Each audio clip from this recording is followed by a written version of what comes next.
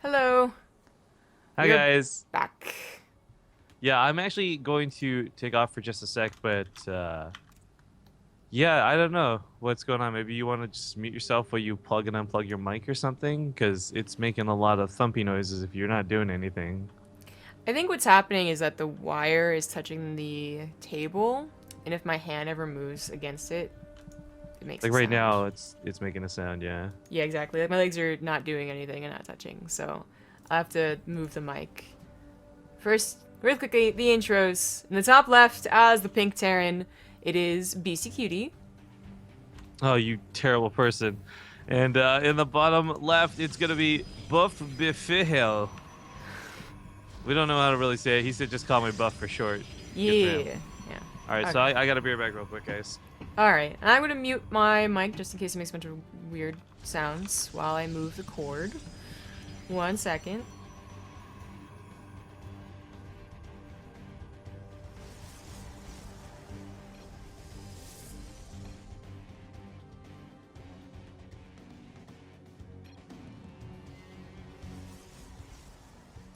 Okay, so that's closer to me. Hopefully I didn't change the sounds too much, but now the cord shouldn't be touching the desk at all, which I think was the problem, not my legs moving. Because originally I thought it was the fact that my leg was up against the desk. I have my legs in a somewhat crisscross position, like half crisscross, but then I stopped touching it and it still did it. So hopefully that fixes it. I am just sitting down today, so I guess it is a change. You know, standing up, which there's no problems with, so maybe I'll have to do that too. We'll see. Yeah, so Arena, Beastyqt, obviously I think just, we're gonna consider him the better player unless Buff can show us differently. He is a Masters Protoss, and I'm gonna guess we didn't get to see, if he was, super high Masters, is he an XGM, what the deal is. He did almost lose to a Diamond, and he kind of made fun of himself for that in the lobby chats, but I really don't think that's unheard of. A couple of times you've seen maybe a diamond or a masters all in versus a pro on one of these weeklies, and the pro will actually have maybe a moment of just oh shit, I almost lost, right? That happens, and I certainly don't really judge him for it, but there was a bunch of, I guess, little things that I think Buff could have done better in that last game, besides just, almost losing to an all-in. But let's see how his versus Terran fares. He's going for a Stargate. Beastyqt is looking to end the game potentially early, but going for a one-base build. He did scout the Stargate, and Buff did scout the intention for one base. Yeah, he did. He saw this gas geyser and this gas geyser. Unfortunately, the Adept couldn't get in there, and I supply a block wall.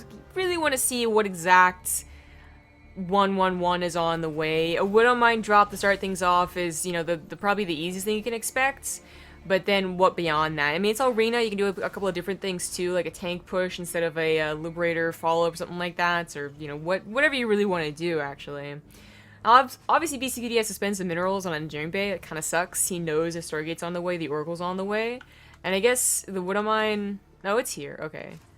I mean, I guess with the Widowmine, you could say he doesn't really have to have an Engineering Bay. The Widowmine will probably, there it goes, kill the Oracle.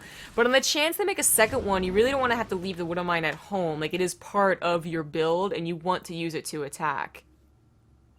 And that's exactly what he's doing. I like Buff already. I really do. If this is just oh, I probably can't beat Beastyqt, so let's have some fun, kudos to him. If it's I probably can't beat Beastyqt, let's try something really weird and different to beat him, then more kudos. I think both are kind of valid options at this point. You play in these cups a lot of times for, sometimes experience and practice and whatnot, but a lot of times also to practice against, the really good guys, you want to be the lucky person to go in round one versus Snoot or something like that, because, you like him as a player, and you also can learn some really sick things from him. But if you also just want to have fun and go for Tempest, that works too. And the reason I think this is not just for fun, there's actually a legitimate chance this will work. This isn't proxy carriers or something like that, Tempests that are basically in proxy because, this base is really close are actually pretty good, and at one point seemed really unfair on this map in this matchup. But as we've been watching, Beastyqt's damage has been going on for some time. 12 probes in total went down, and I guess his macro was messing up, I'm going to assume. He only had 21 at the end of that game. He sees the move out and just taps out, because he's not even started his Tempests, so he has one Tempest. That can actually do a lot. I mean, over time, not immediately, but over time it can do a lot, and actually help push that back, but no, it's a little too late. It is a best of 3, though, so we gotta get his map choice. Oh, that's right, he's not accepting. He's not accepting thingamajiggers.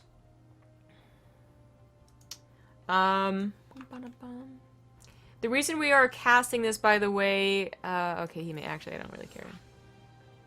He made it, so we won't have game heart.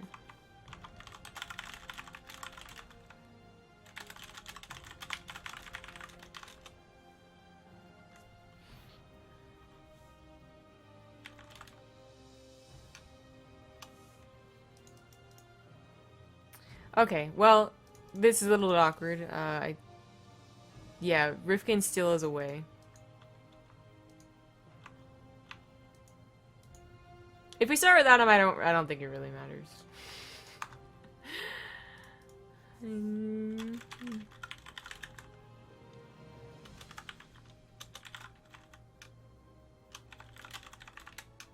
Yeah, okay. He got it. He got it. He got it. Yeah, we were looking to go into Beastyqt versus Guru after this for round 3, because that looks like a pretty tempting one. So I will be solo casting this game, but if it's anything like last, it won't be any big deal. It only lasts like 8 minutes. I saw someone mentioning the training camp Criterionist. Says, good job, Zombie with the Pult Violet training camp, yo, that was dope.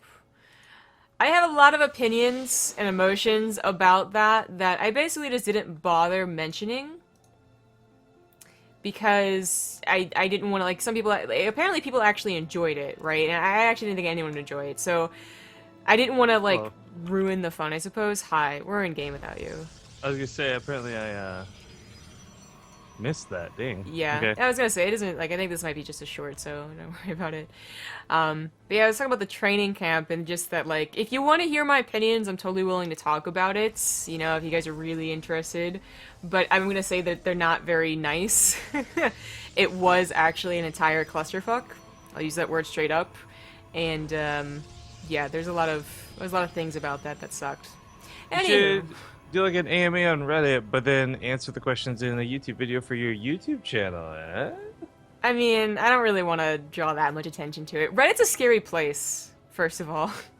Yeah, we just finished talking about how yeah, exactly. It totally sucks.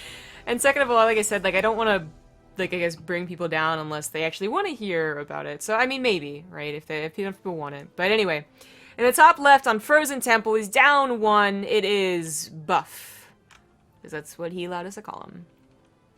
In the bottom right, as the Red Terran, he is Beastyqt.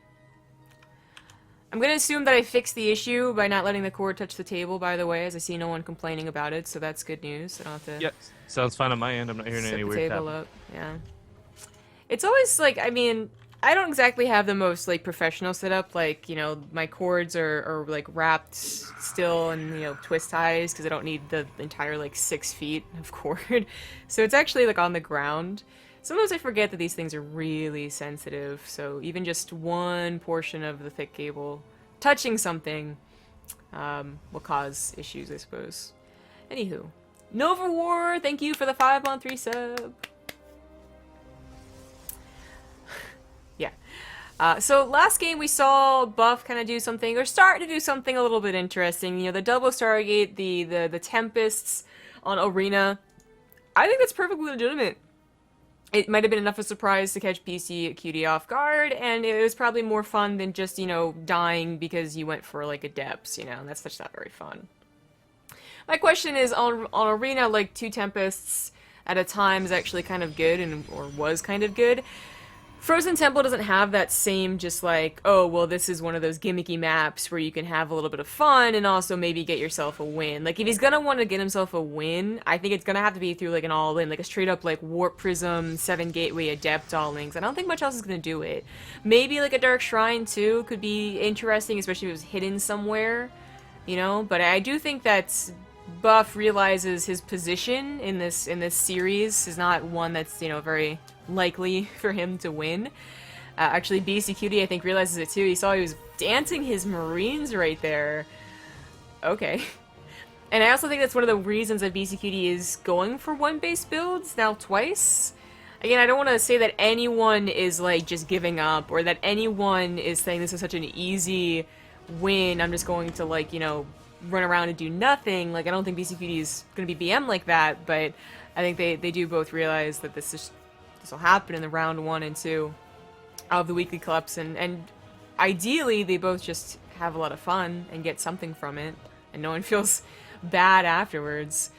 It's the same drop that Beastyqt did, except that it's coming a little bit sooner. The Woodham I didn't have to stay at home.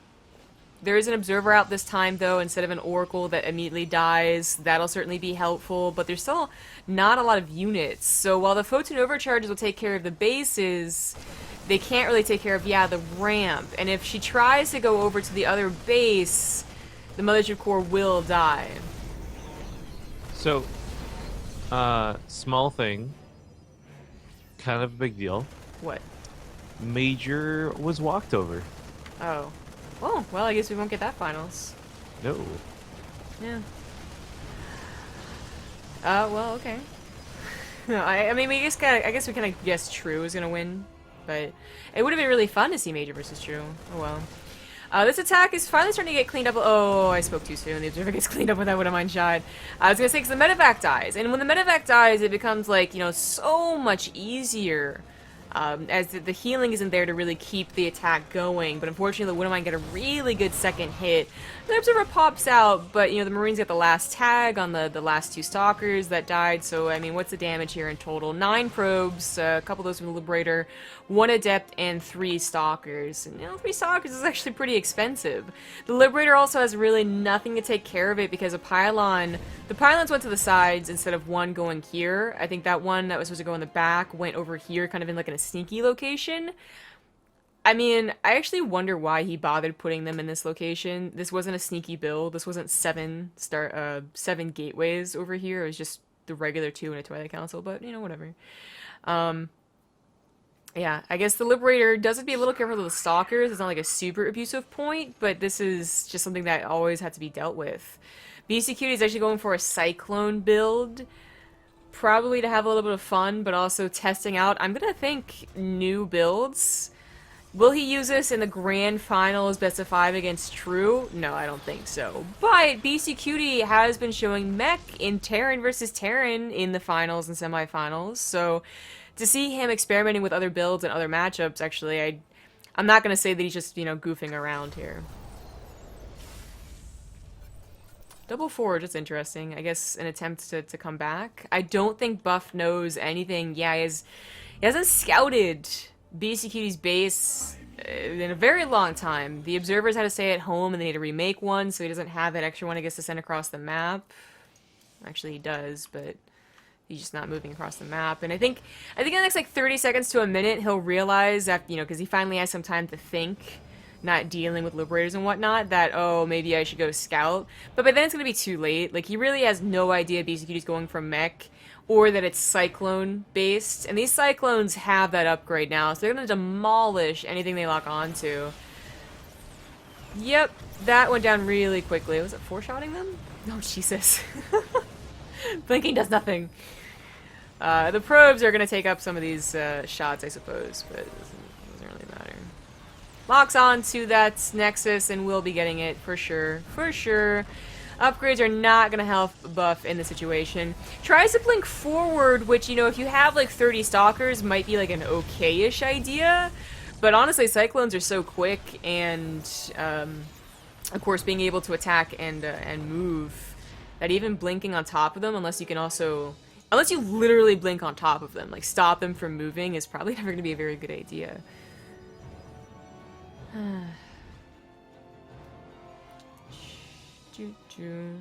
I do believe this game is about to end. I think Buff knows it as well, but he figures he'll stay in as long as possible. He's gonna go Warp Prism and just a lot of gateways. I'm pretty sure those gateways are gonna be for the production he needed for a 3rd base, but now it's really just all-in time. You've got 1-1, you've got Blink Stalkers, you've got a Warp Prism. I mean, if this was any other game, I'd say that he has a chance. You know, like a bunch of bio, maybe he has like twice as many Stalkers, he doesn't lose them to Cyclones. But unfortunately, it's not bio, he did lose a good chunk of Stalkers, and this just looks like a game over push.